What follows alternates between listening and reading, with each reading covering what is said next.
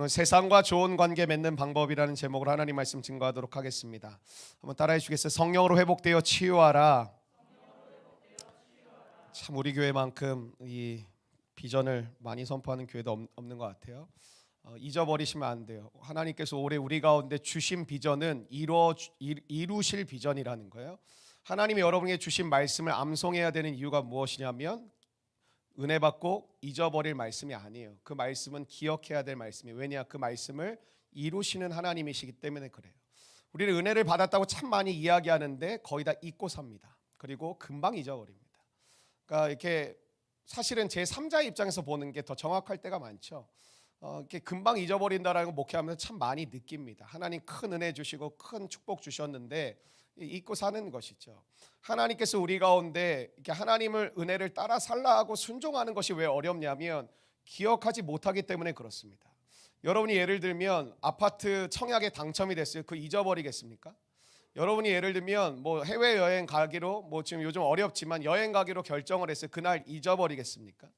그러니까 우리의 삶 가운데 정말 중요한 것들은 잊어버리지 않습니다. 그러니까 잊어버리라고 아무리 옆에서 이야기해도 그거 뭐 잊어버리겠습니까? 그러니까 여러분의 삶 가운데도 중요한 날이 있죠. 이 땅 가운데 하나님 보내신 날 생일이죠. 생일 잊어버리는 사람 별로 없죠. 뭐 거의 없죠. 자기 생일 잊어버리는 사람 없습니다. 뭐 너무 바쁘게 사니까 잊고 산다는데 저는 그 인생이 잘못되었다고 생각해요. 자기의 인생의 출발을 잊어버리고 산다라는 것은 오늘 무엇을 위하여 살아가고 있는지 사실은 잘 모른다라는 것이죠. 뭐 예를 들면 뭐 결혼 안 하신 분들이 더 많지만 결혼하고 배우자의 생일을 잊어버린다? 그건 사실 지옥 갈 사실은 행위입니다. 어떻게 잊어버립니까? 중요한 날인데요. 뭐 결혼한 날, 결혼 기념일, 특별히 이제 남자들이 많이 잊어버리는 이상한 문화라고 사실 저도 좀 생각하는데 왜 여자들은 그날 받고 남자들에게 줘야 되는 날인지 사실 제가 간 큰 소리를 하고 있지만 저도 신실하게 지키고 있습니다. 서로가 잘 기억해야 되는 날이겠죠. 저와 여러분의 삶 가운데 오늘 주신 하나님의 말씀이 기억되어지기를 주의 이름으로 축원합니다.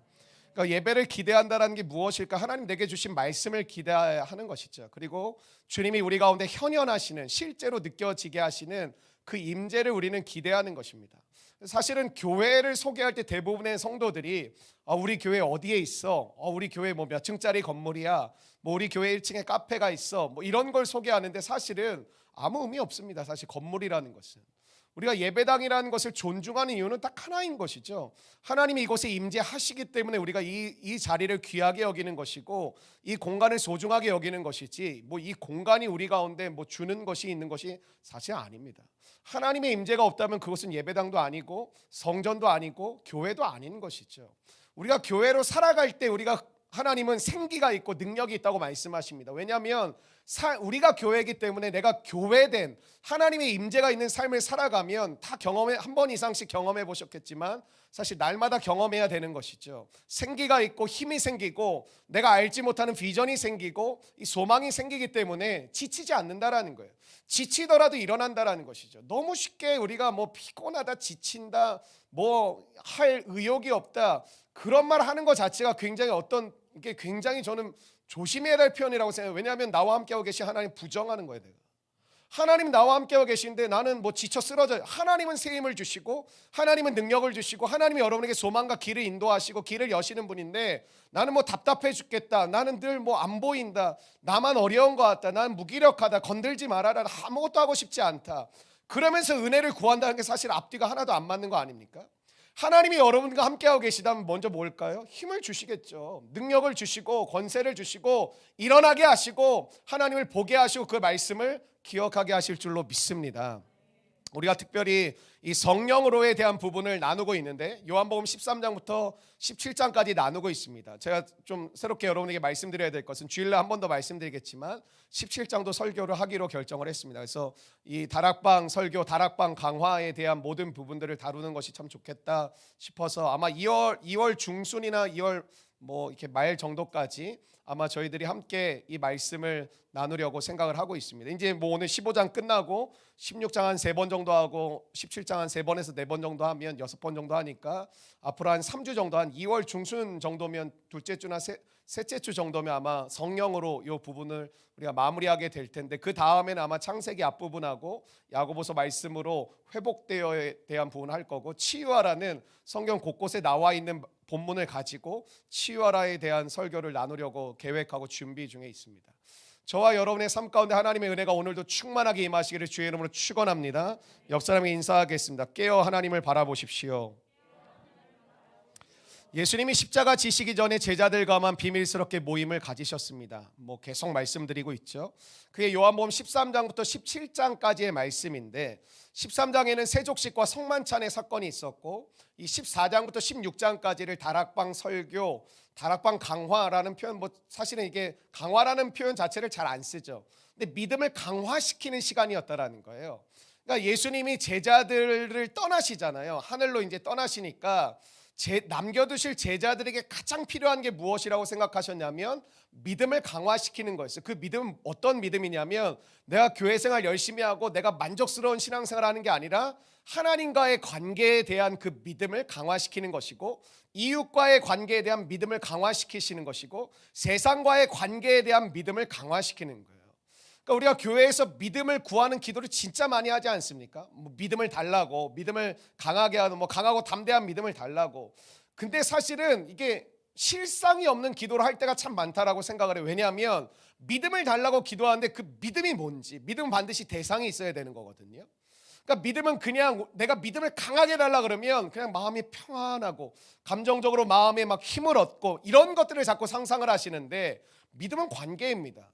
그러니까 하나님이 내게 믿음을 주시면 하나님과의 관계가 단단해지고 이웃과의 관계가 열리기 시작하고 세상과의 관계 속에서 하나님의 소망과 은혜를 발견하기 시작한다라는 것이죠. 그러니까 이것이 없으면 사실은 죄송하지만 믿음 생활 하시는 거 아닙니다. 그냥 교회 놀이를 하고 계신 거죠. 그러니까 교회 생활하면 하나님에 대한 얘기가 막 나가야 되는데 대부분 신자들이 모여서 하는 교회 생활이란 교회에서 우리 교회 별 문제 없어. 그래도 괜찮은 것 같아. 그래도 다른 교회에 비하면 말씀도 괜찮고 찬양도 괜찮은 것 같고 사람들도 괜찮은 것 같아. 그러면서 이제 하는 얘기가 그런 거죠. 직분에 대한 이야기, 교회 재정에 대한 이야기, 몇 명 모이냐. 이거 외에 사실은 교회에 대해서 이야기하러 오면 별로 얘기하신 분을 제가 본 적이 별로 없습니다.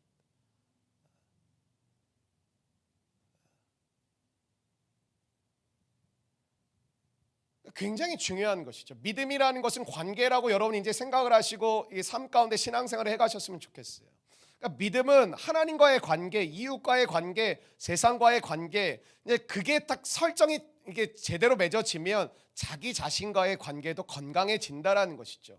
근데 대부분 어떻게 착각하냐면 나에게 먼저 집중을 하면 내가 이웃에게도 잘하고 내가 세상 속에서도 잘할 수 있다라고 착각을 해요. 아니요. 하나님과의 관계가 되어야 이웃과의 관계가 회복이 되고 이웃과의 관계가 회복이 될 때 세상과의 관계가 회복될 때 그때에 내가 누구이며 내가 어떻게 살고 내가 무엇을 위해 살아가는 나 자신과의 관계가 분명하게 됩니다.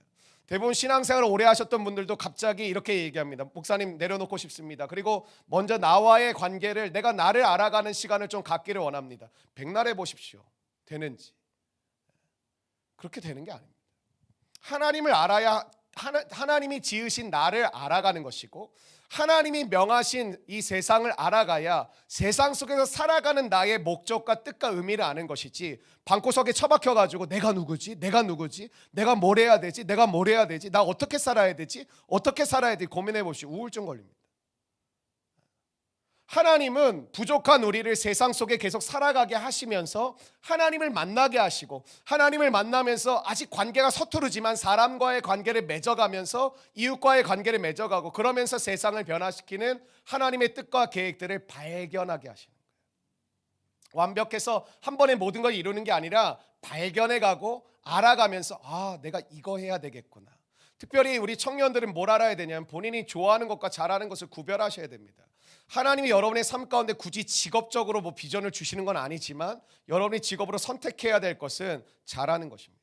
그 잘하는 것을 통해서 하나님의 나라를 세워가는 것이고 하나님의 뜻을 이루어가는 것입니다. 근데 대부분 뭘 착각하냐면 준비를 안 했거든. 좋아하는 것과 잘하는 게 매칭이 되면 참 좋지만 이 좋아하는 것을 착각할 때가 많아요. 내가 좋아하는 게 꼭 사명이지 않습니다. 저와 여러분의 삶 가운데 굉장히 중요한 것은 믿음인데 믿음 한번 따라해주세요. 관계입니다. 믿음은 관계예요. 제가 이렇게 좀 정리를 해드리고 있죠. 진리는 뭐라 그랬죠? 빛이라 그랬죠. 그러니까 내가 성경을 읽고 큐티라는 게 왜 이렇게 유익한 것이냐면, 사실 여러분 아침에 눈 떠봤자 별 마음에 감동 없잖아요. 그냥 오늘 금요일이고, 오늘 1월 오늘 30일 29일인가요? 29일이고 그냥 금요일이고, 나 직장 가는 날이고, 나 오늘 뭐 월찬에서 쉬는 날이고, 별로 다를 거 없잖아요. 왜? 안 보이니까. 여러분, 인생이라는 것은요, 인생에 우리 뭐 장년들이 선배님이시지만, 여러분 이게 굉장히 중요한 것이 나이를 먹는다고 지혜로워지는 것이 아닙니다. 성경에서 말하는 지혜는 본 사람이 지혜롭다라는 거예요. 들은 사람이 지혜롭다라는 거예요. 그렇게 살아가 본 사람이 지혜롭다라는 거예요. 그래서 하나님과의 관계가 있기 때문에 야고보서에 뭐라고 얘기하죠? 지혜가 없거든 지혜를 후히 주시고 꾸짖지 아니하시는 하나님께 구하라는 거예요. 왜? 하나님은 우리 가운데 지혜를 주시는 분이라는 거예요. 옛다 지혜 받아라 이런 게 아니라 보여주신다. 눈을 여셔서 진리로 보이시고, 진리의 말씀을 듣게 하셔서 깨닫게 하시고, 그 진리를 통해서 내가 걸어갈 길을 내 발에 등이 되신 그 말씀을 통해 걸어가게 하신다라는 것이죠. 그러니까 신앙은 굉장히 구체적인 것이고 굉장히 실제적인 것이지 뜬구름 잡는 소리 하는 것이 아닙니다. 날마다 주님 앞에 훈련되어져 갈 때 분명해져 가는 것이죠. 적어도 말씀을 매일 읽는 훈련, 말씀을 따라가는 훈련은 6개월 이상 정도는 하셔야 돼요. 그래야 걸음만 뛰는 거예요. 교만할 거 아무것도 없어요. 그리고 여러분 위축될 것도 아무. 제가 뭐 대놓고 설교하는 사람 중에 한 명인데, 우리 교회 그렇게 뭐 이렇게 할 사람 없어요. 매년 성경을 뭐 몇 독씩 하면서 지금까지 신앙생활 오신 거의 없어요. 위축될 것도 없고 뭐 교만할 것도 없어요. 하나님의 말씀을 적어도 6개월 이상 날마다 꾸준히 읽어가고 그 말씀대로 살아가려고 몸부림을 칠 때 영적인 세계가 열립니다. 은혜 받으면 급해지시죠. 그리고 뭔가 된 것 같고, 천만의 말씀 이제 시작인 거예요. 그 시작의 걸음을 통해 꾸준히 적어도 6개월 정도를 걸어가다 보면 하나님 안에서 이런 게 생기는, 이런 거구나, 이런 게 있었구나, 이렇구나. 근데 대부분 교회 생활을 오래 하고 알고 있는 문화적 지식으로, 그리고 여러 가지를 들었던 뭐 이렇다더라 저렇다더라 본인 경험하지도 않은 거예요. 그런 것들을 얘기하면서 사람 정죄하고 사람 판단하고 자기도 그렇게 안 살면서. 그래서 성경에 뭐라고 나오죠? 제가 이번 주에 마태복음을 쭉 읽었는데, 마태복음 뭐라, 바리새인들에게는 자기도 지키지 않고 사람들에게 무거운 짐을 주는 사람들을 바리새인이라고 그래요. 쥐는 안 지키고 사람들에게 이거 지켜야 되고 저거 지켜야 된다고 말하는 사람. 그러니까 배나 지옥 자식이 되게 한다고 바리새인들에게 이야기하죠. 그러니까 여러분 기억하셔야 될 거는, 이 다락방 설교의 핵심은 믿음입니다. 믿음.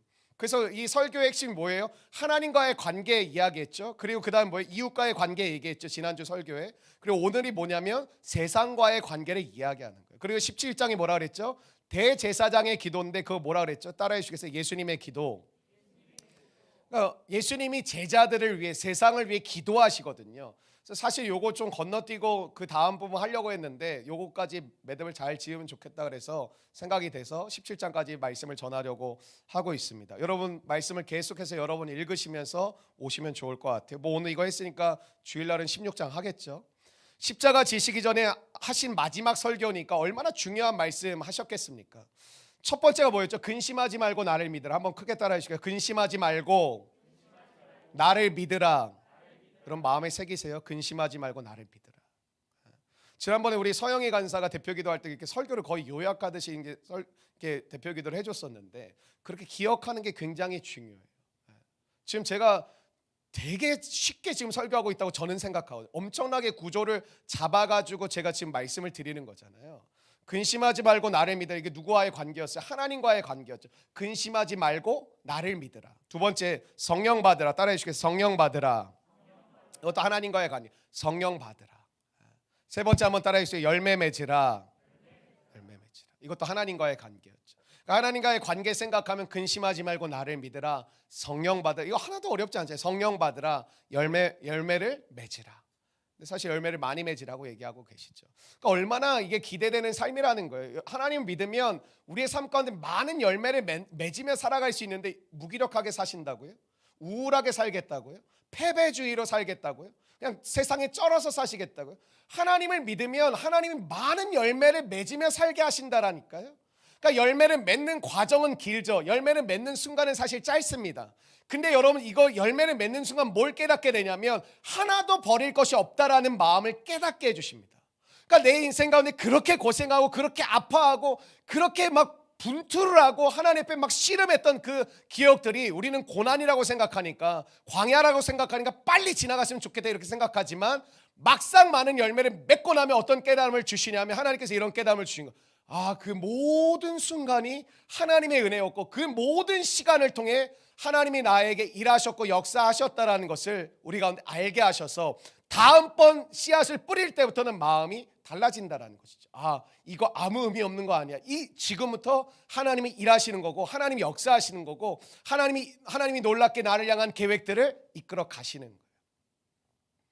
열매는 관계 속에서 맺는 것입니다. 여러분 이 시대를 보시면, 성경을 보시고 이 시대를 보면 정확하게 반대로 갑니다. 성경은 뭐라고 얘기해요? 열매는 관계 속에서 맺는 것이라는데 점점 이 시대는 관계를 다 깨트리고 있습니다. 스스로 깨트리고 있는 사람도 진짜 많습니다. 관계 안 맺어요. 특별히 젊은이들. 관계 다 귀찮아. 관계를 귀찮아하는 게 아니라 솔직히 얘기하면 관계를 맺을 능력이 없는 거예요. 관계에 대한 두려움이 있는 것이죠. 여러분 잊지 마십시오. 관계가 없으면 열매는 없습니다. 그럼 인생은 어떻게 될까요? 허무하게 되겠죠. 공허해지겠죠. 그리고 여러분과 저의 삶과 아무 의미 없는 삶을 살다가 다른 것에 중독이 되어 그냥 인생을 다 날려버리겠죠. 인생을 날리고 있는 이유는 여러분, 내가 가치 있고 내가 해야 될 일이 분명하고 내가 바라볼 대상이 있고 나와 함께 가는 공동체가 있다면 방황할 이유가 전혀 없습니다. 근데 방황하고 있는 대부분의 사람들은 뭐가 있냐면 다 이렇게 말합니다. 제가 뭘 해야 될지 모르겠어요. 전 아직도 제가 누구인지 모르겠어요. 제가 가치가 없는 존재인 것 같아요. 저는 왜 태어났는지 모르겠어요. 그렇게 사는 거예요. 여러분 하나님과의 관계, 이웃과의 관계, 세상과의 관계가 좋아야 열매를 맺습니다. 하나님과의 관계를 위해서 이렇게 말씀하셔요. 붙어 있으라. 한번 따라해 주세요. 붙어 있으라. 한 번 더 따라해 주세요. 가지치기 하라. 하나님과의 좋은 관계를 위해서 우리 가운데 아주 구체적으로 말씀해 주시죠. 붙어 있어. 그리고 두 번째는 뭐였어? 가지치기는 물론 내가 하는 게 아니지만 가지치기 하신다라는 것이죠. 가지치기 하라. 그러니까 가지치기를 할 때 우리는 이렇게 본능적으로 막아서거든요. 싫어요 하나님. 이건 안 돼요. 저 이건 못할 것 같아요. 이렇게 하는데 받아들이라는 거예요. 하나님이 가지치기 하시는 것이니 받아들여. 왜냐하면 너에게 더 많은 열매를 맺게 하기 위함이에요. 순간적으로는 아프고 순간적으로는 부끄럽고 순간적으로는 안 해본 것이니까 어렵지. 그러나 너를 내어 맡길 때 하나님이 너에게 일하실 거예요. 여러분 신앙은요, 가끔 저에게 이렇게 말씀해요. 목사님 그렇게 어떻게 아세요? 여러분 이렇게 보면요, 이게 뭐 굳이 무슨 예언적 능력이 없어도 삶을 관심 있게 사랑하는 마음을 지켜보면 다 보입니다. 그러니까 여러분이 신앙생활을 하는데 안 하던 짓이 전혀 안 나와요. 그건 뭐냐면 제자리에 머물러 있다라는 것이거든요. 맨날 예배드리는 태도는 거기서 거기고 맨날 졸고 있고 그냥 한 귀로 듣고 한 귀로 흘리고 앉아 있고. 그러니까 뭐가 사실 그러니까 그런 사람이 주장하죠. 저도 나름대로 하고 있어요. 나름대로 안 하고 계신 거예요. 하나님을 만나면 변화가 있다라는데 변화는 뭐냐면 그 사람의 삶 가운데 이전에는 볼 수 없었던 모습들이 나오게 되어져 있어요. 그게 안 나온다면 사실은 하나님을 만난 것도 아니고 하나님의 통치와 다스림을 받고 있는 것도 아니에요. 그러니까 계속 주장하는 건 뭐예요? 내 스타일을 주장해. 여러분 하나님을 믿다 보면 내 스타일을 처음엔 주장하는데 자아가 깨져버리면 내 스타일 없습니다. 하나님 이렇게도 일하시고 저렇게도 일하시고. 저는 여러분 신앙생활 하는데 불행하게 신앙생활 안 하시기를 주의 이름으로 축원합니다. 이웃과의 좋은 관계를 위해서 주일날 설교했으니까 기억 좀 하시겠죠. 서로 사랑하라. 그러니까 일방적인 자꾸 사랑만 요구하지 말고 성경은 서로 사랑하라는 거예요. 서로. 그러니까 뭐예요? 너가 대접을 받기 원하거든 그 대접받기 원하는 걸 먼저 해보라는 거예요. 너는 왜 이렇게 대접만 받으라고 사랑만 받으라고 요구만 하지 말고 네가 받길 원하는 거 그거 너 좋은 거지 않냐? 그럼 너도 먼저 해봐라. 상처가 있다고 말하는 대부분의 사람들이 수동적입니다. 사랑이 수동적이에요. 뭐에? 사람이 해주면 나도 그렇게 하겠다라는 거예요. 내가 그렇게 받으면 나도 충분히 그렇게 줄 마음이 있다라는 거예요. 근데 하나님 뭐라 그래요? 너가 나의 사랑을 받지 않았냐? 그럼 너도 그 사랑 받을 때 어땠어요? 좋았어요. 그럼 너도 받길 원하는 그것을 해보라는 거예요. 그러니까 뭐라 그랬어요? 사랑을 배워야 한다 그랬죠. 두 번째는 사람을 무시하면 안 된다 그랬죠. 우리 교회 안에 문화가 세워졌으면 좋겠어요. 뒷담화하지 않는 문화가 세워지길 원합니다. 다 아멘 하셔야 되지 않을까요? 아멘. 우린 다 뒷담화 하잖아요. 오늘 본문은 세상과의 관계입니다. 세상과 좋은 관계를 맺는 방법은 이게 세상과 좋은 관계 맺는 방법은 이거예요. 주님과 동행하는 법을 배워야 되는 거예요. 주님과 동행하는 법. 그러니까 세상에 우리를 하나님 보내시는데 되게 이렇게 불안해하시는 거예요. 마치 내가 어린 양을 이리떼 가운데 보내는 것 같은 마음이다 내가. 그러나 내가 두렵지 않다. 왜? 내가 너희와 동행하기 때문에. 예수님이 그렇게 말씀을 제자들을 파송하시면서 내가 너희를 보냄이 기쁘기도 하고 즐겁기도 하고 참으로 기대가 되기도 하지만 내가 너희를 보냄이 마치 양들을 이리떼 가운데 보내는 것 같은 마음이 든다라는 거예요. 그러나 괜찮아. 내가 너희들과 영원히 함께 할 거야. 여러분 세상 속에서 그럼 우리가 주님과 동행하는 것을 배워야 되는데 오늘 세 가지 메시지거든요. 한번 첫 번째 한번 따라해 주시겠어요? 고난과 함께 열매를 맺으라. 고난과 함께 열매 맺으라는 거예요. 고난과 함께예요. 이거 잊지 마세요. 그냥 열매 맺으라가 아니라 세상에서 우리가 살아가야 되는 방법은 세상과 좋은 관계를 맺는 방법은 주님과 동행하며 세상을 살아가는 것인데 첫 번째 삶의 원리는 뭐냐면 고난과 함께 열매를 맺으라. 아니 고난이 없어야 목사님 열매를 맺는 거 아닙니까? 아니요. 고난과 더불어 고난과 함께 우리는 열매를 보게 될 줄로 믿습니다. 여러분 교회도 그렇게 왔어요. 교회가 개척되어지고 나서 뭐 아무런 문제가 다 사라지고 나서 갑자기 열매가 파바박 세워지는 게 아니라 어려움은 계속 있는데 열매도 맺어가고 어려움은 있고 좋은 일도 있고. 그러니까 여러분 이 투 트랙이 같이 간다 그랬잖아요. 여러분 인생을 들여다보시면 어려움만 계속 있고 좋은 일만 계속 이렇게 아니라니까. 그러니까 우리가 인생의 그래프를 그리는 것도 조금 저는 잘못됐다고 생각해요. 이게 어쩔 땐 되게 좋았다가 나빴다 이렇게 가는 것 같지만 나빴던 그 순간에도 잘 돌아보면 좋았던 일들이 있어요. 은혜의 일들이 있고 하나님이 우리를 도우신 사건들이 반드시 그러니까 이게 두 개가 같이 돌아가는 것이죠. 좋은 것도 돌아가고 고난도 같이 돌아가고. 세상이 우리에게 주는 것은 고난입니다. 그래서 여러분 세상을 적대시하라는 게 아닙니다. 세상은 저와 여러분에게 고난을 줍니다. 왜 세상을 다스리는 자가 지금 공중권세 잡은 자가 장난질을 하고 있죠. 그게 마귀고 그게 사단이죠. 그게 귀신이고. 고난을 주는 거예요. 고난은 쉽게 얘기하면 어려움을 주는 것이죠. 아픔을 주는 것이고 장애물을 주는 거예요. 근데 그것도 잘 아셔야 돼요. 장애물과 아픔과 고난이 뭐냐면 하나님께 가는 것에 대한 아픔, 하나님께 가는 것에 대한 장애물이 그냥 내가 힘들고 아프면 다 고난이고 다 장애물이 다 광야고 그거 아니에요. 마귀가 원하는 것은 딱 하나예요. 여러분 사업 망하게 하고 뭐 진로를 막 쥐어틀어 버리고 뭐 결혼 못하 그거 아니라니까요. 하나님과의 관계를 깨는 게 마귀의 유일한 목적이에요. 마귀가 여러분과 여러분의 가정과 우리 공동체와 이 세상 가운데 장난치는 건 딱 하나예요. 공격하는 건 딱 하나. 여러분이 예를 들면 취업에 오랫동안 안 돼요. 그래서 마음 상심하게 해서 뭐예요? 하나님을 적대하라는 거예요. 취업 하나도 안 시켜주신 하나님 네가 믿을 필요가 뭐가 있냐. 제때 결혼도 못 시켜주는 만남의 축복도 안 주시는 그 하나님, 너가 그 하나님을 경외할 이유가 뭐가 있냐. 너에게 이렇게 힘든 가운데 힘도 안 주시는 것 같은 그 하나님을 너가 바라보고 기도하는 게 다 헛된 것 같다고 생각하지 않냐. 마귀는 그렇게 들어오는 것이죠. 그래서 오늘도 우리에게 필요한 게 하나님의 은혜를 안 주시는 게 아니라 본인의 마음이 꼬여져 있는 거예요. 본인의 마음을 열지 못하는 거예요. 여러분 고난을 주는 이유가 우리가 잘하고 잘못하고 우린 자꾸 그렇게 내가 잘하면 고난을 안 받고 잘 못하니까 고난을 받는다고 생각. 아니요, 고난은 그냥 와요. 그게 문제가 아니라 근본적인 이유는 오늘 성경에서 뭐라고 얘기하냐. 이건 여러분 꼭 기억하셔야 돼요. 소속이 다르기 때문입니다. 이 소속이란 단어를 꼭 기억하셔야 돼요. 여러분 우리가 구원을 받았다라는 게 세상의 죄와 사망의 권세 가운데 죽어가던 우리를 하나님이 건져주셨다라는 게 구원이잖아요. 그리고 하나님의 자녀 삼아 주셨다. 천국 백성으로 우리를 맞이해 주셨다. 이 소속이 바뀌었다라는 것. 우리가 땅의 소속이었는데 하늘의 소속으로 바뀌게 하셨다라는 것이거든요.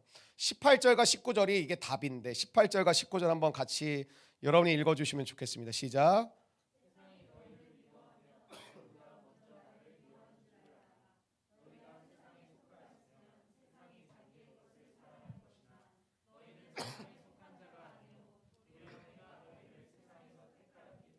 세상이 너희를 미워하느냐. 성경에 나와 있죠. 예수님의 말씀이에요. 세상이 너희를 미워하느니라. 너희도 미워할 거야. 미움받을 거야. 아니 사랑의 하나님이 어떻게 세상이 너희를 미워할 거야. 세상이 너희를 미워하는 이유는 소속 때문이지 너희가 옳고 그름 때문이 아니라는 거예요. 그러니까 우린 자꾸 자기를 믿음 좋은 사람이죠 정죄하거든요. 내가 말씀대로 더 못 살고 더 사랑이 부족해서 내가 이런 고난을 받는 것 같아. 아니에요. 소속이 다르기 때문에 그래요.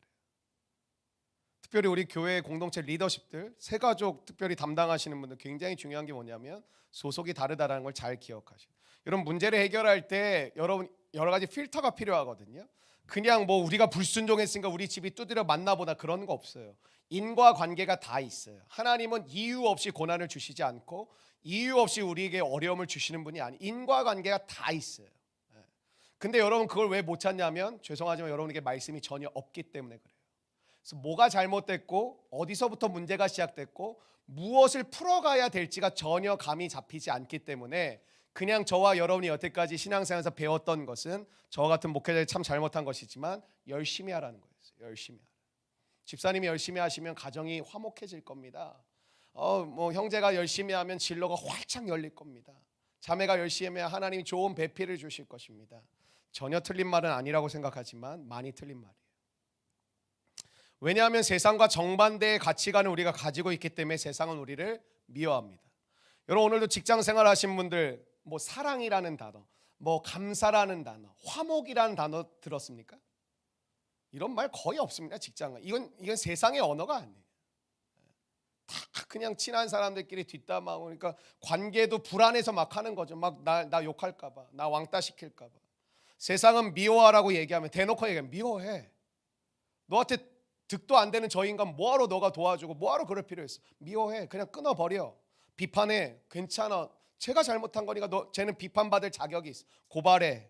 자기의 너 거 절대 뺏기지 마. 그러니까 세상에서 사는 사람들을 가만히 보면 점점 이 세상이 어떻게 되고 있죠? 짐승과 같이 변하고 있습니다. 돈이면 사족을 못 쓰고 자기의 것을 채울 수만 있다면 양심이라는 건 이제 없어요. 말세로 갈수록 점점 더 심해질 것입니다. 세상은 축복 대신 저주하라고 하고 용서 대신 복수하라고 하고 생명 대신 죽이라고 말합니다. 근데 빛 대신 예수님이 우리 가운데 들어오셔서 이런 말씀을 자꾸 하세요. 사랑하라고 하시는 거예요. 그래서 마음이 부대끼는 거예요. 왜 예배 때 마음 안 여는지 아세요? 이미 알고 있는 거예요. 내가 마음 열면 하나님이 어떤 마음 주시지 않은데 그게 싫다라는 거예요. 그게 이미 여러분과 제가 오염되어 있다라는 거예요.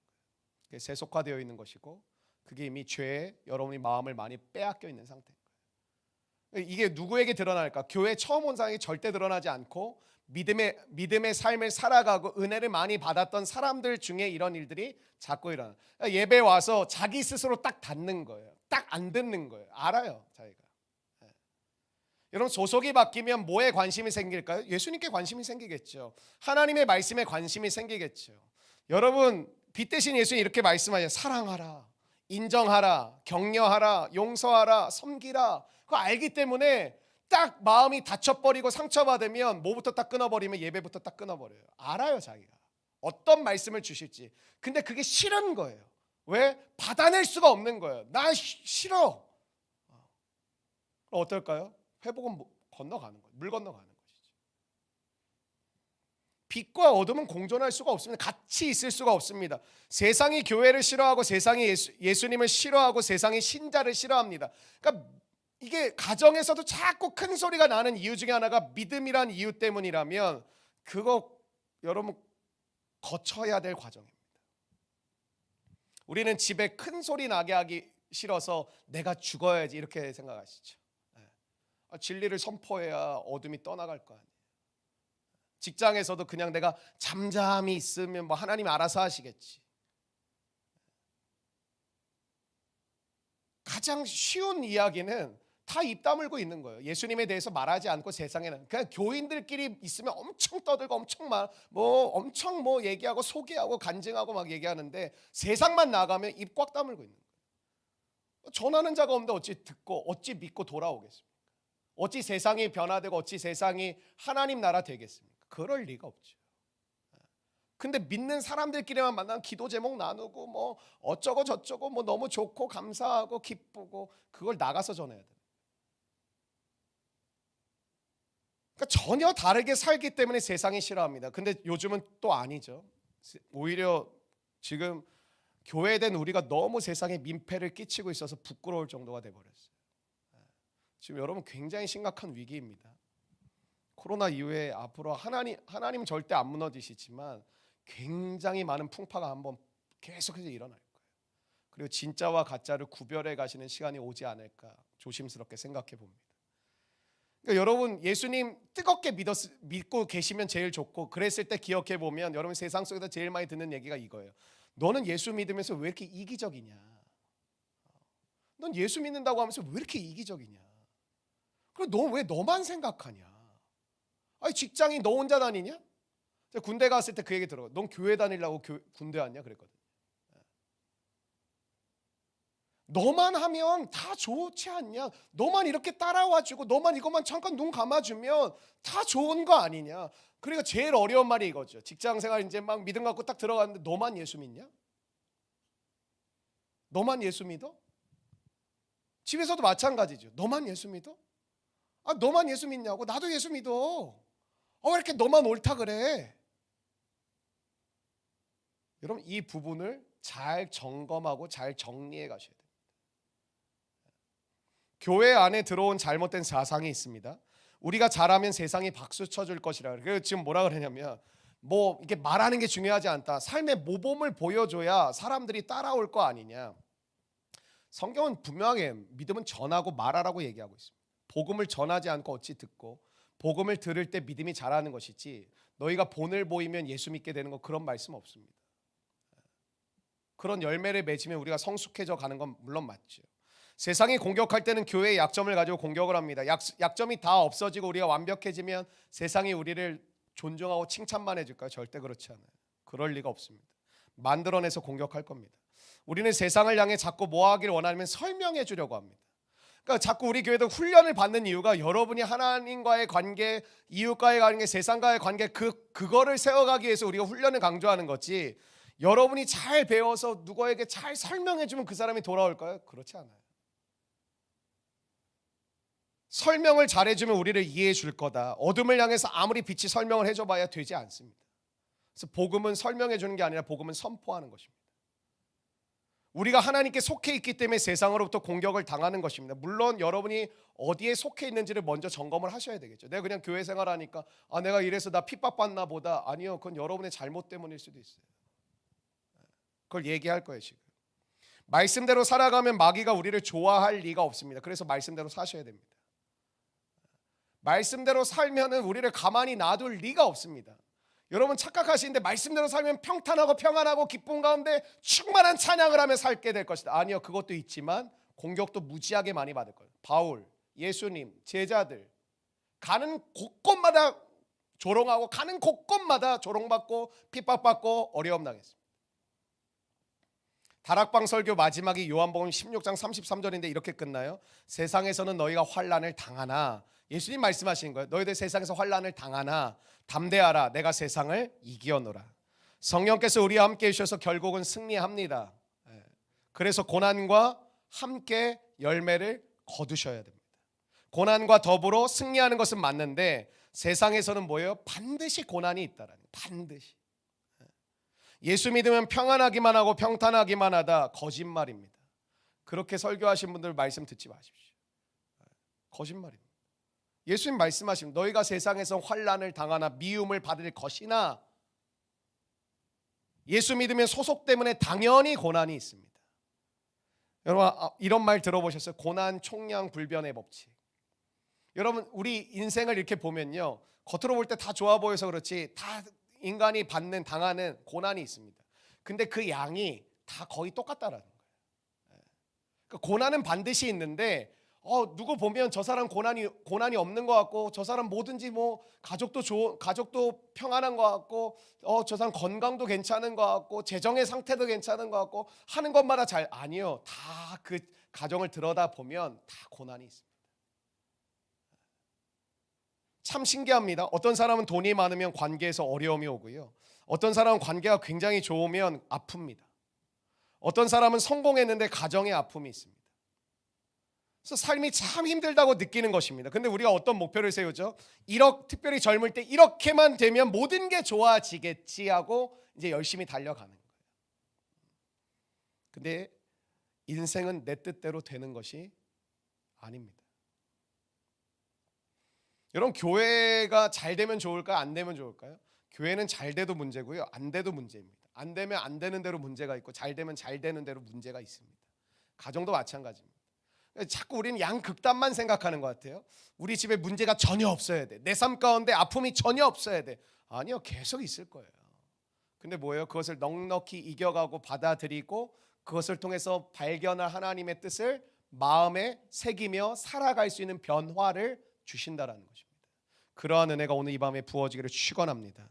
우리 교회의 고난은 주로 어떤 것이었냐? 예배 때문에, 뭐 5대 가치죠. 전도 선교하는 것 때문에, 훈련 때문에, 젊은이들 때문에, 가정 때문에, 이거에서 오는 고난이 참 많았습니다. 예배 가지 말라고 고난당하고, 전도하지 말라고 고난당하고, 선교 가지 좀 말라고 뭐 집에서 고난당하고 핍박당하고, 주변에 넌 뭐 제정신이냐, 뭐 왜 그런 데를 다니냐, 가정이 회복되지 못하도록 고난당하고. 여러분이 가정을 회복하려고 딱 마음 먹고 일어서잖아요. 어려움이 팍 쏟아집니다.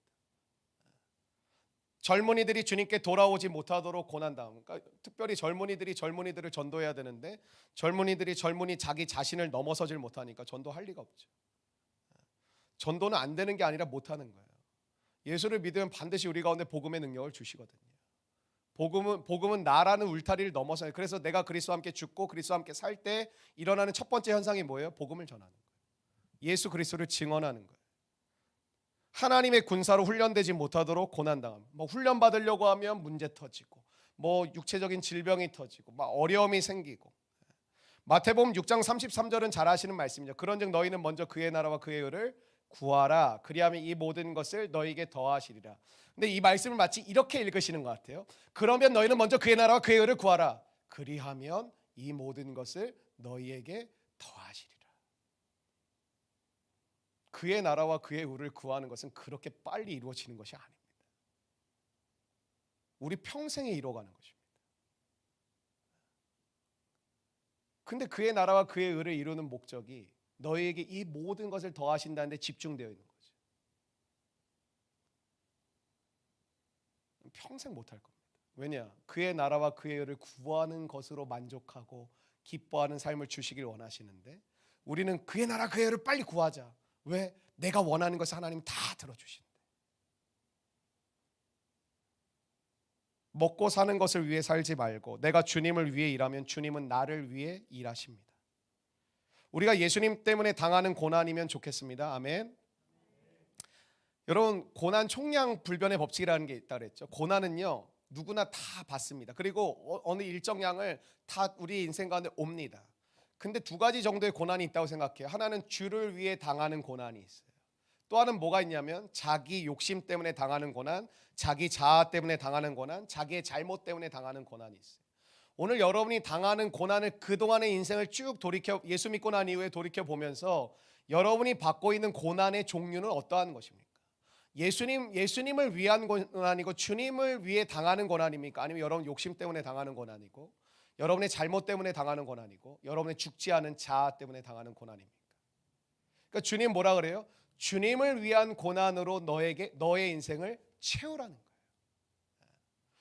고난 없어지게 해달라고 기도하지 말라라는 거예요. 주를 위한 고난을 받게 해달라는 거예요. 주를 위한 고난을 내가 당하게 해달라는 거예요. 그 고난으로 나의 인생을 채워달라는 거예요. 나의 욕심 때문에 당하는 고난, 나의 자아 때문에 당하는 고난, 나의 잘못 때문에 당하는 고난이 아니라, 나의 죄 때문에 당하는 고난이 아니라 주의 영광을 위해 그 고난을 당하게 해달라. 여러분, 우리 교회가 선교 가는 게 너무나도 일상적이 되었는데, 선교 가는 것 자체가 대부분 참여하는 성도들이 어떤 마음으로 참여하는지 모르겠지만, 우리가 코로나 끝나고 가게 된다면 다시 한번 점검할 거예요. 선교를 선포한다는 그 자체가 여러분 고난 받기로 작정하는 거예요. 우리 교회도 굉장히 지금 많이 흐려지고 퇴색이 되어 버렸는데, 초창기에는 여러분 밤새서 준비하고 그랬어요. 꼭 그렇게 하라는 건 아니지만 왜 그렇게 준비해야 되냐면 그만큼의 마음의 준비가 필요해요. 그건 고난 받으러 가는 거예요. 우리가 뭘 전해주러 가는 게 아니라 주님의 고난에 동참하러 가는 거예요. 그 잠도 못 자요. 내가 원하는 대로 시간 스케줄을 못 짜요. 근데 그 고난을 즐거이 받는 이유가 주님을 위해 당하는 고난임을 내가 믿고 나아가는 거예요. 근데 이제는 자기들 머리를 써가지고 나 여기 가고 싶어. 여기 가면 되게 재밌을 것 같아. 여기 가면 되게 뭔가 좋을 것 같아. 한 번도 안 가봤어 거기. 여러분, 하나님이 주시는 리더십 그리고 선교, 전도는 부르심이에요. 주님 뭐라 그랬어요? 땅끝까지 이르러 내 증인이 되리라. 주님이 우리를 부르신 거예요. 뭐로? 증인으로. 주님이 우리를 뭘로? 복음의 통로로, 사랑의 통로로, 축복의 통로로, 믿음의 통로로 우리를 부르신 거예요. 우리 교회 장로님도 있고 권사님도 있고 집사님도 있고, 물론 저희 교회에서 임직을 하신 건 아니지만, 그리고 우리 교회 간사들도 있고 팀장들도 있고 목양위원도 있죠. 저희 목사도 있고 사역사님도 있습니다. 부르심이에요. 내가 이거 하고 싶고 저거 하고 싶어서 하는 게 아니에요. 하나님이 나를 부르셨기, 영원하지 않아요. 여러분이 불성실하고 그걸 맞지 않으면 못할 수도 있어요. 전 목사를 영원히 여기서 할 수 있을 거라고 생각하고 하자. 내게 주어졌을 때 충성하며 주 앞에 달려갈 뿐인 거예요. 일단 첫 번째, 제가 언제 죽을지 저도 모르잖아요. 그리고 제가 언제까지 하나님께서 하게 하실지도 모르는 것이고, 하나님께서 내게 허락하실 때 충성하며 주를 위해서 감당하며 나아가는 것이죠. 그러할 때 하나님께서 일하시고 역사하시는 것입니다. 성경에 유다 지파가 나오는데, 유다 지파는 고난이 진짜 많았는데 무슨 고난? 거의 90% 정도가 주를 위한 고난이었습니다. 근데 에브라임 지파는 자신들의 잘못 때문에 당하는 고난이 90% 정도 있어요. 이게 거꾸로인 거죠, 이 두 지파가. 그러니까 결국엔 에브라임 지파는 어떻게 되냐면, 나중에 아수르에게 정복당해서 남자들을 거의 다 죽고 여자들은 다 성적 노예로 팔려가요. 그래서 혼혈 정책을 쓰죠. 그때 나온 게 사마리아예요.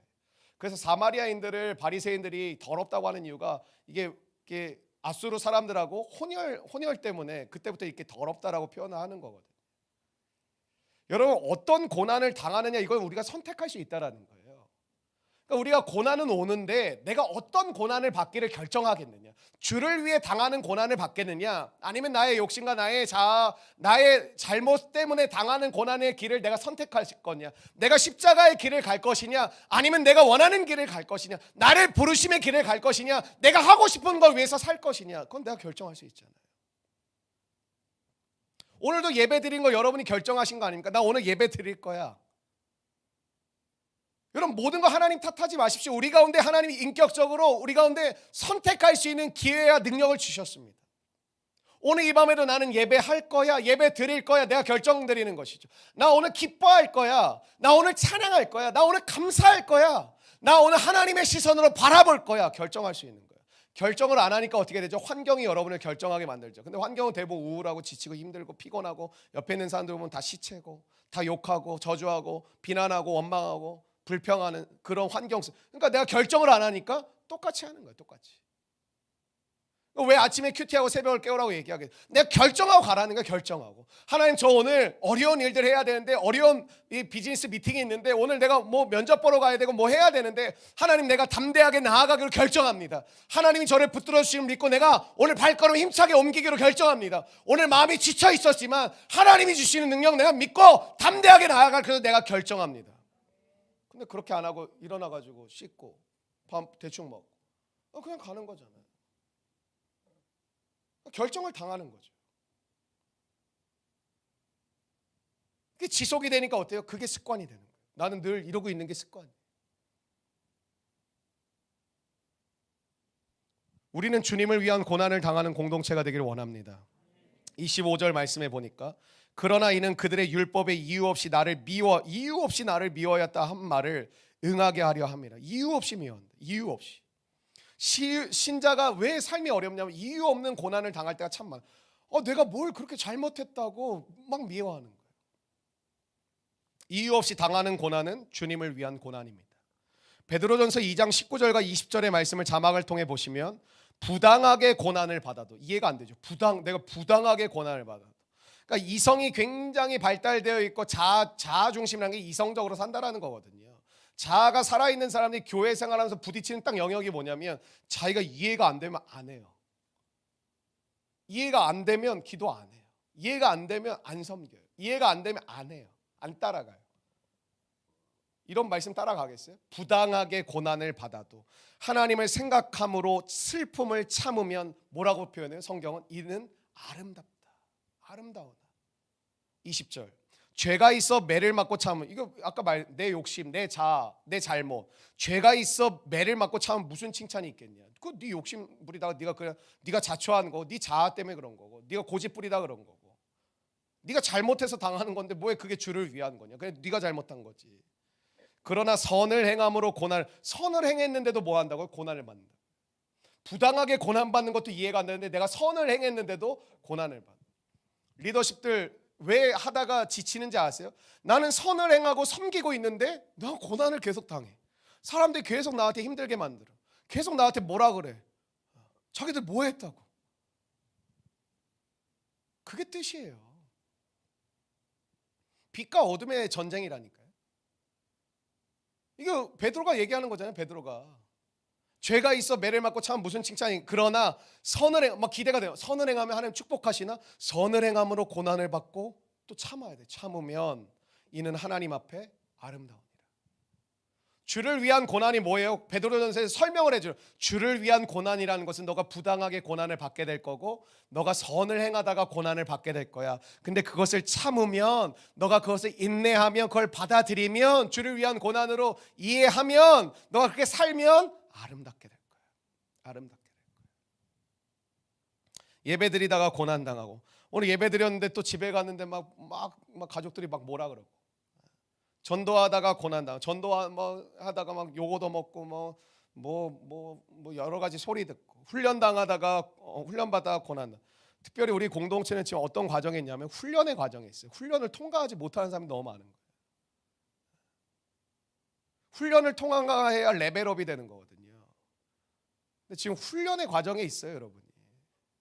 예배의 과정 가운데는 많은 사람들이 지금 들어와 있는데 예배 다음에 지금 한국 교회가 무너진 이유는 다 훈련이 안 되어 있어서 그렇거든요.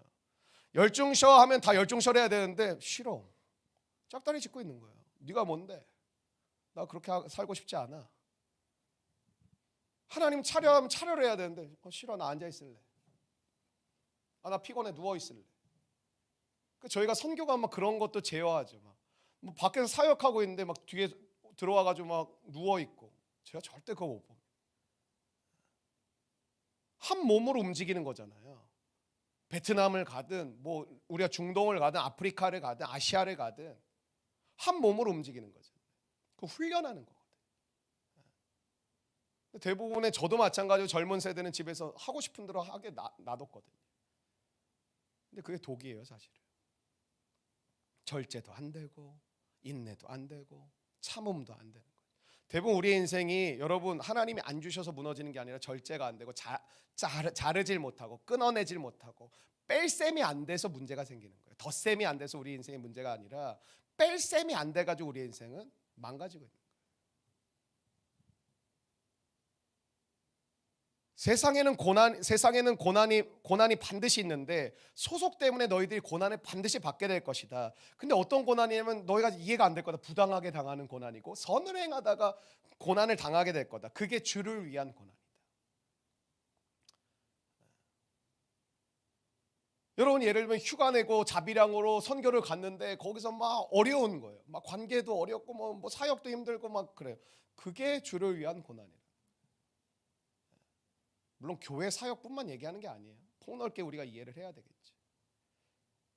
가정을 세워가려고 하는데 여러분이 고난당해요.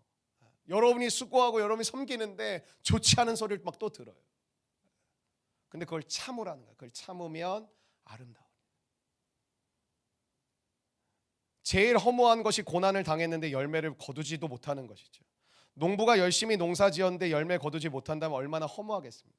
저는 추수감사절 되게 중요하다고 생각하거든요. 한 해 동안 내가 정말 하나님의 주신 은혜와 비전을 따라 살았는데 내가 감사할 게 아무것도 없어. 또 뭐 별로 감사한 거 없는데? 열매가 없다라는 거지.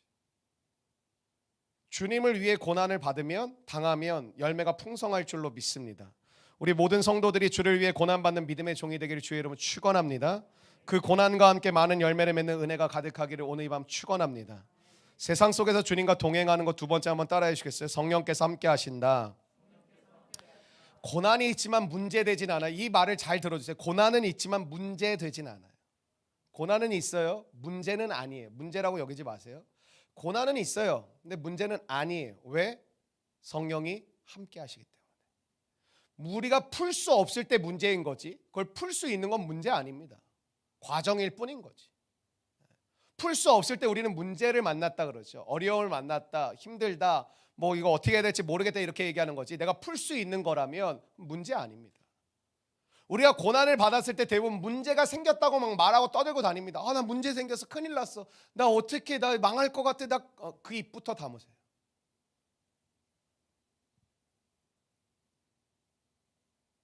그 선포 자체가 여러분 안에 부정적인 모든 생각과 마음과 여러분 안에 마귀와 사단이 아주 그냥 유연하고 쉽게 일할 수 있는 토양을 스스로 만드는 거예요.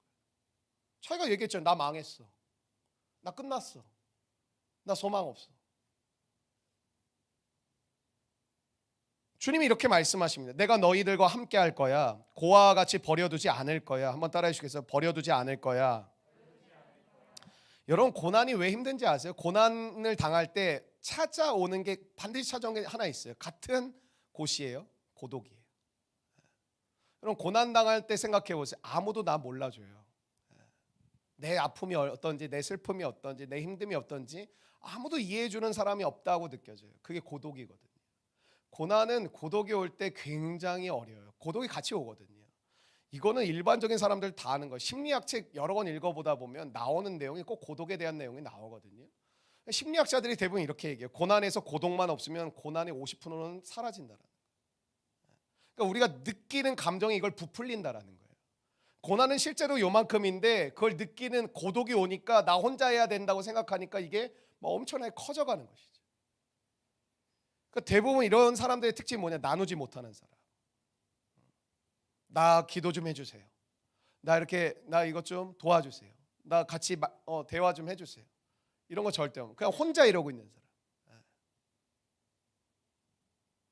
예수 믿는 사람들은 고난 가운데 오는 고독도 없다라는 거. 문제되지도 않고 고독도 없다. 왜냐하면 성령께서 함께 하시고 채우시고 힘을 주시기 때문에. 여러분에게 실제가 되기를 축원합니다. 세상에서 제일 불쌍한 사람이 누구일까요? 버려진 사람 아닙니다. 잊혀진 사람입니다. 아무도 기억 못하는 사람. 그래서 연예인들이 그러잖아요. 악플보다 무서운 건 무플이다. 이 땅을 살아가면서 사람들에게 기억되고 있다는 것을 알려주는 우리가 존재가 되는 게 참 중요해요. 성령께서 여러분에게 찾아오셔서 하시는 일이 뭔지 아세요? 늘 함께 하신다는 게 내가 너 붙들고 있어. 내가 너 지키고 있어. 뭘 하시는 거예요? 아니 하나님 그런 거 말고요. 좀 뭐 좀 해주세요. 그거 자체가 해주신 거예요. 내가 너 기억하고 있어. 내가 너 동행하고 있어. 내가 너를 향한 계획을 가지고 한 걸음 한 걸음 가고 있어. 여러분 우리가 작은 성령이 되어 우리는 삶을 세상 속에 살아갈 때 어떻게 살아가야 되냐? 우리가 성령님과 같은 역할을 해야 됩니다. 어떻게 하나? 여러분 옆에 있는 사람 한번 인사하시겠어요? 기억하고 있었습니다. 함께하고 있었습니다.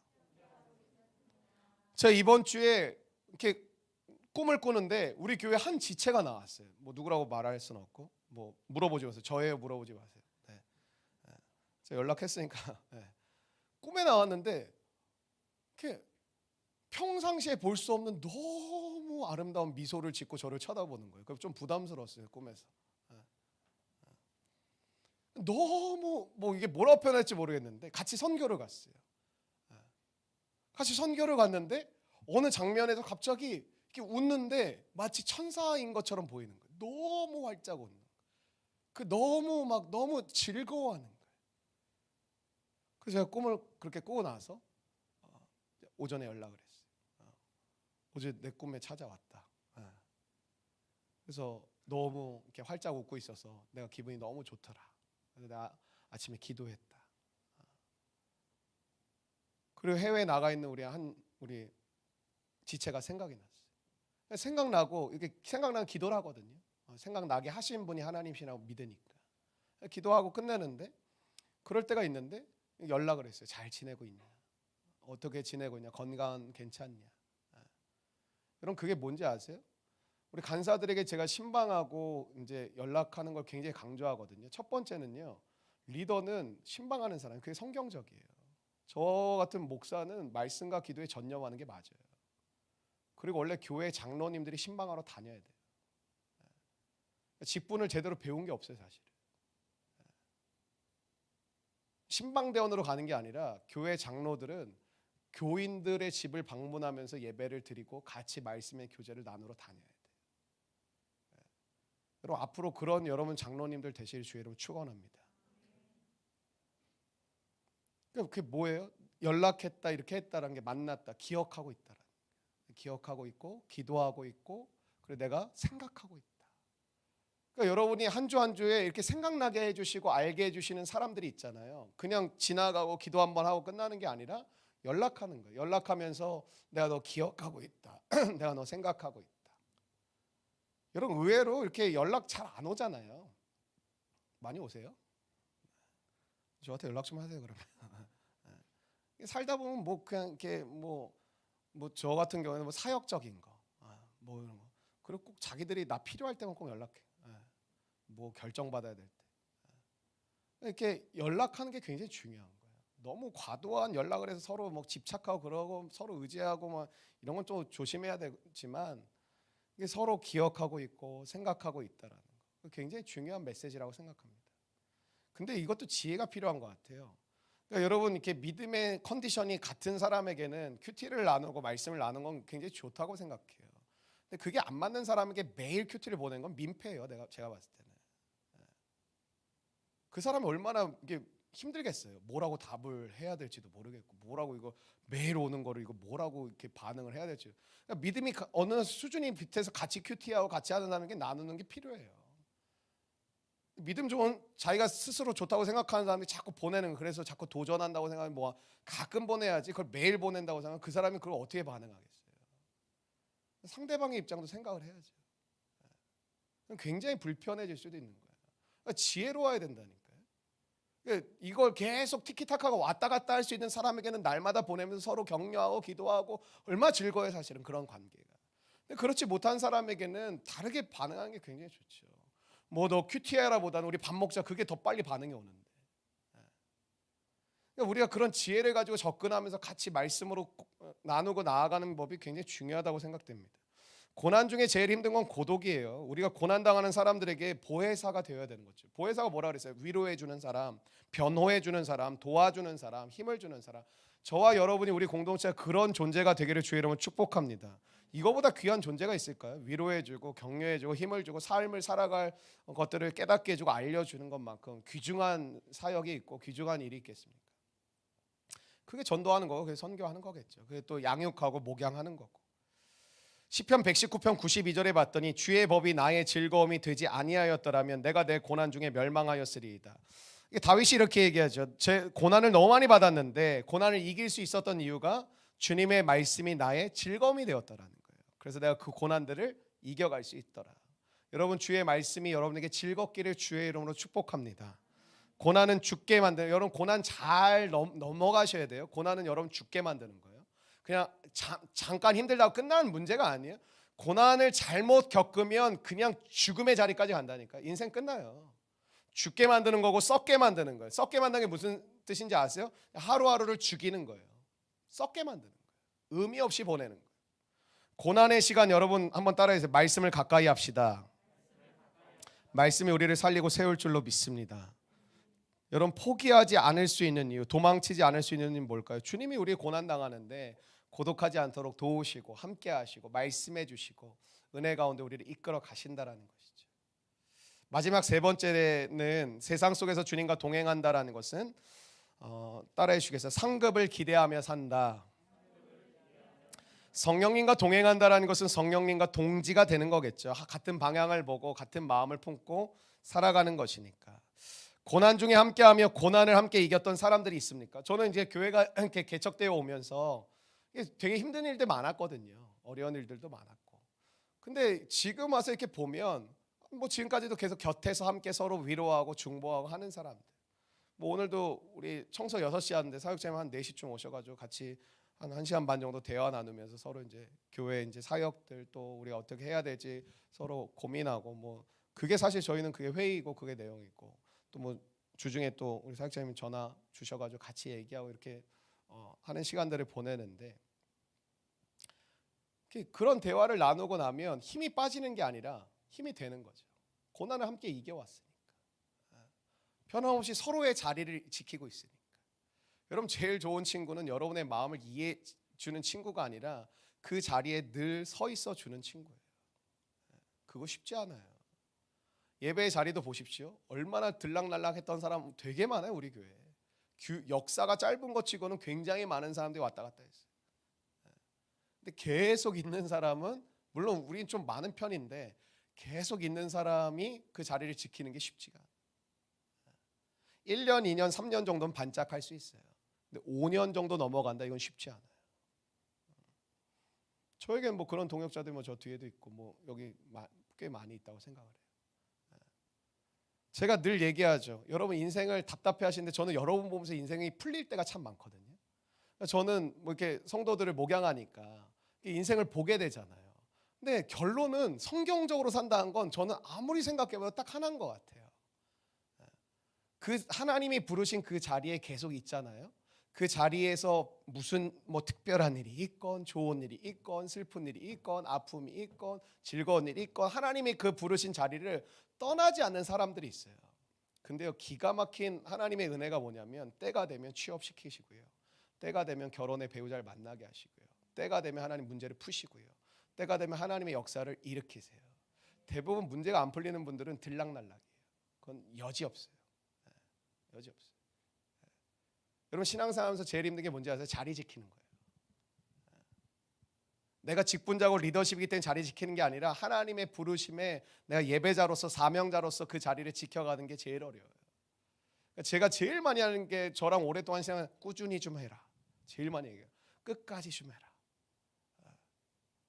계속해라. 그 얘기 제일 많이 하거든요. 근데 제가 이렇게 보면 저희 교회도 그 자리에 계속 있는 사람이 있어요. 근데 하나님이 기가 막혀요. 하나님 주신 비전을요, 저도 옆에서 때로는 막 답답할 때가 있어요. 이 친구 좀 빨리 좀 들어주시지.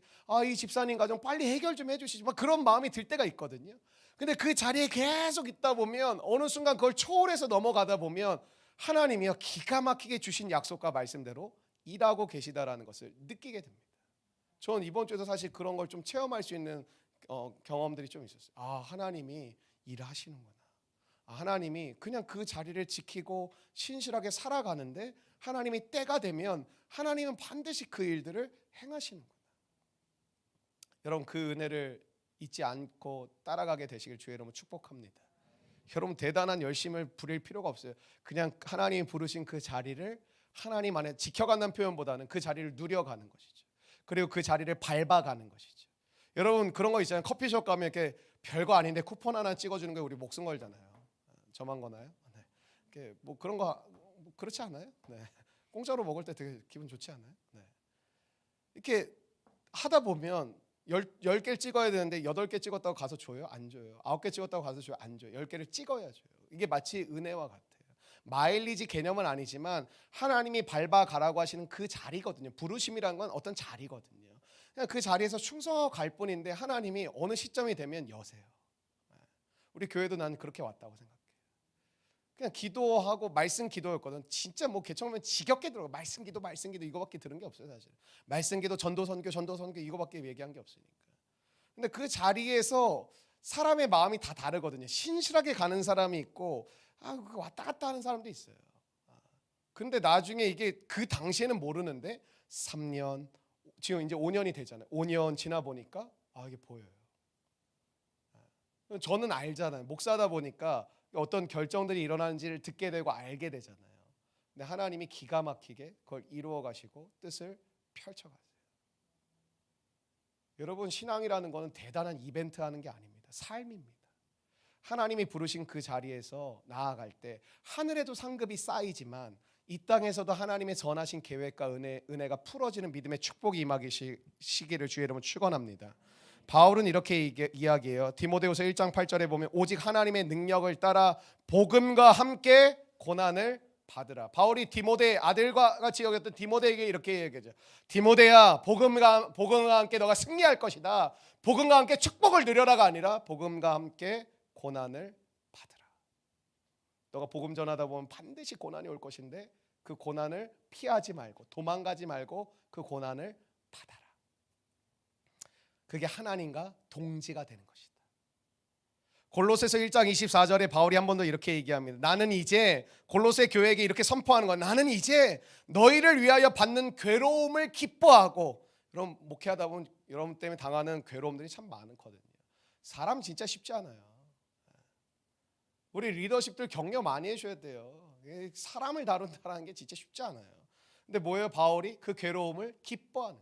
제가 늘 하는 얘기가 있죠. 괴롭다가도 그 인생이 뒤집어지는 거 보면 미쳐버린다. 그 기쁨 때문에 또 하는 거예요. 그리스도의 남은 고난을 그의 몸된 교회를 위하여 내 육체에 채워. 그러니까 남은 고난이 있는데, 고난은 이게 총량이 있는데 그거를 내 육체에 채우겠다는 거. 하나, 주를 위한 고난을 받겠다. 내 욕심, 내 자아, 내 잘못이 아니라, 내 죄 때문에 당하는 고난이 아니라 하나님의 의를 위하여 내가 고난을 채우겠다. 바울의 소망은 주님과 동지가 되는 거. 사도행전 5장 41절에 보니까 기가 막힌 말을 하죠. 12제자들, 사도들은 그 이름을, 예수의 이름을 위하여 능욕받는 일에 합당한 자로 여겼어요. 그리고 기뻐하면서 공회 앞에서 떠나요. 이게 뭐냐, 고난받고 핍박받고 또 룰룰루 알라 하면서 간다라는. 제자들이 기뻐했다라는 것은 예수님 때문에 축복받고 성공하고 취업하고 결혼하고 만남의 축복을 받아서가 아니라 고난을 당했기 때문에 기뻐했다. 왜? 예수님이 고난 당하셨어요. 여러분, 하나님께 쓰임받는 거 되게 좋아하시는데 하나님께 쓰임받는 건 고난 받겠다라는. 주님을 위한 고난은 반드시 상급이 있을 줄로 믿습니다. 제 주장이 아닙니다. 마태복음 5장 11절 12절 읽고 말씀 마칠 텐데, 나로 말미암아 너희를 욕하고 박해하고 거짓으로 너희를 거슬러 모든 악한 말을 할 때에는 너희에게 복이 있나니 기뻐하고 즐거워하라. 하늘에서 너희의 상이 큼이라. 너희 전에 있던 선지자들도 이같이 박해하였느니라. 주의 이름을 위해 핍박받는 성도에게 큰 상급이 있을 줄로 믿습니다. 세상이 감당 못하는 두 부류의 사람이 있거든요. 첫 번째만 알려드리고 싶은데, 미친 사람이에요. 여러분, 우리 그거 세상에는 덕후라고 하는데, 여러분 되게 우리가 이성이 살아있을 때, 예수 믿을 때 막 이성이 살아있는데 영화에 미쳤어 저 사람 음악에 미쳤어, 뭐 되게 멋지다 그러죠. 음악에 미쳤어, 되게 낭만적이다. 저 사람 공부벌레야, 공부에 미쳤어. 저 사람 뭐 스포츠에 미쳤어. 근데 왜 예수께 미치면 안 됩니까? 제 요즘 연애에 미쳤어. 되게 뭐 불 붙었구나. 막 젊은이들 그렇게 얘기하잖아요. 근데 왜 예수께 미치는 건 잘못된 거예요? 세상이 감당 못할 사람은 미친 사람들이에요, 사실. 제자들이 미치니까 감당을 못하죠. 근데 제자들이 안 미치니까 어때요? 너희들, 베드로에게 얘기해요. 주님, 모든 제자들이 다 주님 떠날지라도 저는 주님, 제가 끝까지 함께 할 겁니다. 너 다 울기 전에 나 배신할 거야. 아니요, 그럴 일 없습니다. 저는 다릅니다. 그러니까 주님을 위해 목숨을 걸 정신이 없는 거죠. 근데 주님을 위해 나의 생명까지도 드린다, 이게 정리가 되니까 미치는 거죠. 감옥 간다? 가도. 너 죽인다? 죽여. 천국 가면 되지. 그러니까 죽음이 가장 무서운 핍박이거든요. 근데 그것까지도 초월해버린 거 어때요? 건드릴 수가 없어요. 나중에 어떻게 대충 눈치 봐가지고 풀어주죠. 뭐 이게 컨트롤이 안 되니까. 근데 세상이 여러분은 어떻게 하길 원하느냐? 고난을 통해서 여러분은 컨트롤하길 원하는 거예요. 일로와. 너 그거 가다 큰 코 닥친다. 너 여태까지 모은 돈 다 날려버린다. 너 여태까지 성공했던 거 다 이게 다 무효화된다. 너 여기 이렇게 하면 인생 꼬인다. 일로와. 어디가. 근데 우리 어떻게 해요? 가는 거예요. 말 잘 듣겠습니다. 성공시켜 주십시오. 말 잘 듣겠습니다. 라인 타게 해주십시오. 말 잘 듣겠습니다. 저 월급 좀 많이 주십시오.